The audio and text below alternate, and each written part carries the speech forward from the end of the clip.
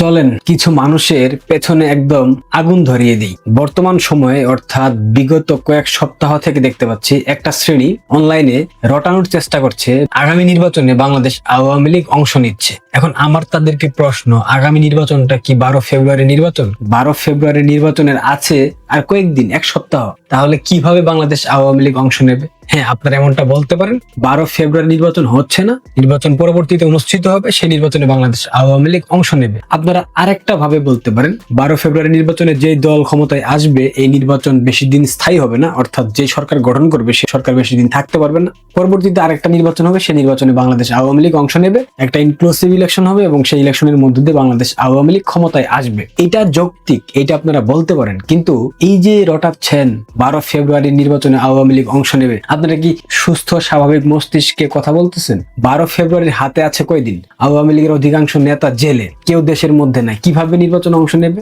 আপনারা বলতে পারেন 12 ফেব্রুয়ারি নির্বাচন হচ্ছে না, এরকম একটা সম্ভাবনা আছে। অনেকেই গুজব বলে চালিয়ে দিতে পারেন, বাট আমি তো কখনো গুজব রটাই না, আপনারা নিশ্চয়ই জানেন। যদি গুজব রটাইতাম তবে আমারও ভিউ, সাবস্ক্রাইবার আরো অনেক অনেক বেশি বেড়ে যেত। যেটা অনেকেই করে থাকে, চটকদার শিরোনামে চটকদার গুজব রটায়, ওইটা আমাকে দিয়ে হবে না। কারণ আমি ইউটিউব থেকে ইনকামের জন্য আসি নাই, ভিউ ব্যবসা করার জন্য আসি নাই। আমি সঠিক তথ্য এবং আমার আদর্শিক দায়বদ্ধতার কারণে আমি ইউটিউবে কথা বলার চেষ্টা করি, যতটুকু পারি আমার জায়গা থেকে আমি চেষ্টা করে যাই, বাকিটা সৃষ্টিকর্তার ইচ্ছা। যাই হোক, কয়েকটা তথ্য দেওয়ার জন্য মূলত হুট করে ভিডিওটা বানাচ্ছি। তথ্যগুলো হলো, আগামী 12 ফেব্রুয়ারি নির্বাচনকে কেন্দ্র করে, অর্থাৎ নির্বাচন বানচাল করা বলেন কিংবা নির্বাচনে নিজেদের প্রভাব প্রতিপত্তি বিস্তার করা বলেন না কেন, পাকিস্তান থেকে লস্কর ই তৈয়বা এবং জৈশে মোহাম্মদের প্রায় 13 জন জঙ্গি বাংলাদেশে প্রবেশ করেছে বিমান বাংলাদেশের একটা ফ্লাইটে। আপনারা নিশ্চয়ই জানেন, সুৎখুর ইউনুস করাচি টু ঢাকা সরাসরি ফ্লাইট চালু করেছে। বাংলাদেশ এবং পাকিস্তানের মধ্যেকার কোনো ভিসা লাগতেছে না, অন অ্যারাইভাল ভিসাতে যে কেউ যাচ্ছে এবং আসতেছে, অর্থাৎ বাংলাদেশে যাচ্ছে, পাকিস্তান যাচ্ছে, পাকিস্তান থেকে বাংলাদেশে আসতেছে। সেই সুযোগটা কাজে লাগিয়ে জামাত লস্কর ই তৈয়বা এবং জৈশে মোহাম্মদের 13 জন জঙ্গিকে বাংলাদেশে প্রবেশ করিয়েছে। সেই জঙ্গি কারা, কোত্থেকে আসছে, কিভাবে আসছে, কোন ফ্লাইটে আসছে, সবকিছু হাতে আসার পর আমি আপনাদের সাথে শেয়ার করব। এটা একটা আপনাদের জন্য সতর্ক বার্তা। এবং সেই জঙ্গিরা রাজধানীর পুরান ঢাকার লালবাগ এলাকাতে একটা পুরান বিল্ডিং অবস্থান করতেছে। সেই বিল্ডিংটা একটা জামাত নেতার শ্বশুরের। সেই নেতার নামটাও আমি জানতে পারবো হয়তো বা আজকে রাতের ভিডিওতে, কিংবা পরবর্তী দিন আমি বিস্তারিত আপনাদেরকে জানাবো, কে কোথায় আছে, কে কোথা থেকে আসছে, কার নাম কি, কাদের পাসপোর্ট কিরকম, সবকিছু জানতে পারবেন। সেকেন্ড তথ্য হলো, প্রায় 20 লক্ষ নতুন ভোটার জামাত ঢাকা শহরে প্রবেশ করাচ্ছে। ধীরে ধীরে নির্বাচনের আগের দিন পর্যন্ত তারা প্রবেশ করাবে, অর্থাৎ 20 লক্ষ ভুয়া ভোটার জামাত সারা বাংলাদেশের বিভিন্ন প্রান্ত থেকে ঢাকায় ঢোকাবে, যাতে করে ঢাকার যে আসনগুলো আছে, রাজনৈতিক আসন, এই আসনগুলো জামাত তাদের নিয়ন্ত্রণে নিতে পারে, জামাত তাদের আধিপত্য বিস্তার করতে পারে, জামাত যেন সন্ত্রাসী কর্মযোগ্য করে হলেও এই ঢাকার আসনগুলো তাদের রাখতে পারে। এখন অনেকে বলতে পারেন বিএনপি তো অনেক শক্তিশালী দল, যুব দল, ছাত্র দল, কিন্তু একটা কথা মাথায় রাখতে হবে, যে দল তাদের প্রধান কার্যালয়ের সামনে থেকে বালুর ট্রাক সরাতে পারে না, সেই দল জামাতের সাথে টিকতে পারবে, এটা আমি ব্যক্তিগতভাবে বিশ্বাস করি না। কারণ এই মুহূর্তে বাংলাদেশের বর্তমান প্রেক্ষাপটে দাঁড়িয়ে বিএনপির থেকে কয়েক শত গুণ শক্তিশালী জামাত। সুতরাং জামাতের কাছ থেকে কোনো কিছু আদায় করা, কোনো কিছু নিয়ন্ত্রণ নেওয়া, আধিপত্য বিস্তার করা, এইটুকু সক্ষমতা বিএনপির মধ্যে নাই। আপনারা যে যেমনটাই ভাবেন না কেন, এটাই সত্যি, এটাই বাস্তব।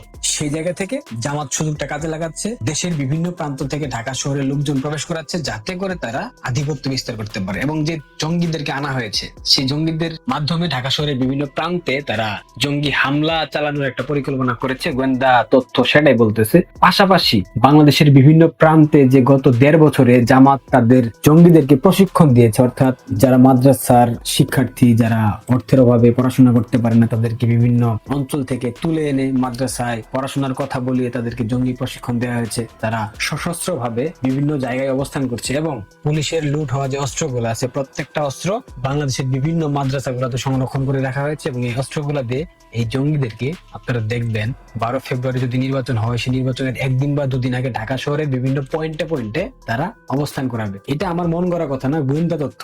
এখন আপনারা আমাকে গুজববাজ বলতে পারেন, আমি তো ভাই অন্যদের মতো গুজব রটাই না। এখন যেটা সত্য, যে ইনফরমেশন পেয়েছি সেটা আপনাদের সাথে শেয়ার করতেছি। এখন এর শতভাগ মিলবে কিংবা মিলবে না, এটা কিন্তু আমার দায়িত্ব না। আমি আবারও দায়িত্ব নিয়ে বলতেছি, এগুলা সত্য কথা। এখন ঘটনা ঘটতেও পারে, আবার নাও ঘটতে পারে, এটা একান্তই পলিটিক্যাল বিষয়। এখন রাজনীতিতে যে কোনো সময় যে কোনো ধরনের পরিবেশ সৃষ্টি হয়, প্রেক্ষাপট বদলাতে বেশি একটা সময় লাগে না। বাংলাদেশের রাজনীতি তো জোয়ার ভাটার মতো, যে কোনো সময় জোয়ার আসে, যে কোনো সময় ভাটা যায়, দক্ষিণা হাওয়ার মতো আসে আবার চলে যায়। সুতরাং এগুলা নিয়ে আপনারা আবার আমাকে সিরিয়াসলি বললেন না আমি গুজববাজ। যে তথ্যগুলো পেয়েছি হুট করে, দেখতে পাচ্ছেন অন্ধকারের মধ্যে ভিডিওটা শুট করতেছি, আপনাদেরকে জানানো প্রয়োজন ছিল, সে কারণে জানানো। এবং গতকাল রাতে সিলেটে বিএনপি এবং জামাতের সমর্থকদের মধ্যে একটা বিশাল সংঘর্ষ হয়েছে। সেই সংঘর্ষে প্রায় 40 জনের মতো আহত হয়েছে। এখানে নিহতের সংখ্যা এখন আমরা জানি না, তবে হয়তো বা 2-4 জন নিহত হয়েছে, সেটা মেইনস্ট্রিম মিডিয়াতে আসেনি। আমাদের সোর্স যদি তথ্য দিয়ে থাকে সেক্ষেত্রে আমরা সন্ধ্যার ভিডিওতে হয়তো আপনাদের সাথে শেয়ার করতে পারবো। আমি জানি না বিএনপি কি ভাবছে, বিএনপি আসলে কোন ঠাসা হয়ে যাচ্ছে, তারা কি আদৌ বুঝতে পারছে কিনা আসলে আমার মাথায় আসতেছে না। আলটিমেটলি জামাত বর্তমান প্রেক্ষাপটে দাঁড়িয়ে বাংলাদেশের রাজনৈতিক বাস্তবতায় অনেক বেশি শক্তিশালী। বিএনপি জামাতের সাথে কোনোভাবেই টিকতে পারবে বলে মনে হচ্ছে না, কারণ জামাতের আছে সুসজ্জিত বাহিনী, যাদের হাতে আছে অত্যাধুনিক অস্ত্র।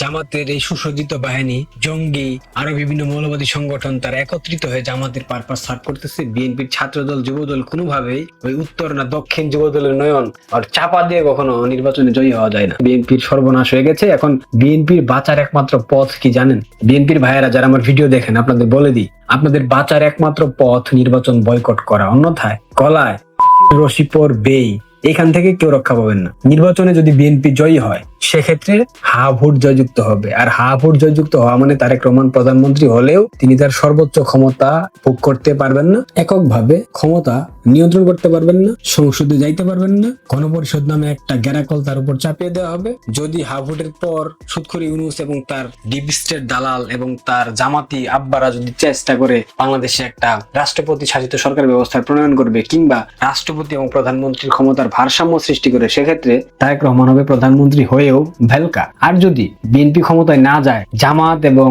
হা ভোট জয়যুক্ত হয়, সেক্ষেত্রে সবার প্রথম ডান্ডা মেরে ঠান্ডা করে দিবে তারেক রহমানকে। এবং কি ভাইয়া 21 আগস্ট গ্রেনেড হামলার কারণে তারেক ভাইয়া যদি গ্রেফতার হয়ে যায় সেই মামলার কারণে, তবে অবাক হবার মতো কোনো ঘটনা ঘটবে বলে আমার মনে হচ্ছে না। এবং তারেক ভাইয়া যদি ইংল্যান্ডের নাগরিকত্ব বাদ দিয়ে তিনি চলে আসেন বা এসে থাকেন, কিংবা তার ইংল্যান্ডের পাসপোর্ট যদি না থাকে, তিনি কিন্তু আর অন্য কোনো দেশে রাজনৈতিক আশ্রয়ে যাইতে পারবেন না, চাইতেও পারবেন না, এবং কি লন্ডনেও ফিরতে পারবেন না। গতকাল দেখলাম লন্ডনে তার যে বাড়ি সেটা অলরেডি তিনি ভাড়া দেওয়ার জন্য বিজ্ঞাপন দিয়েছেন। সুতরাং বুঝতে পারতেছেন বিএনপির ভাইয়েরা আপনাদের উপর কি ধরনের নির্মমতা আসতেছে।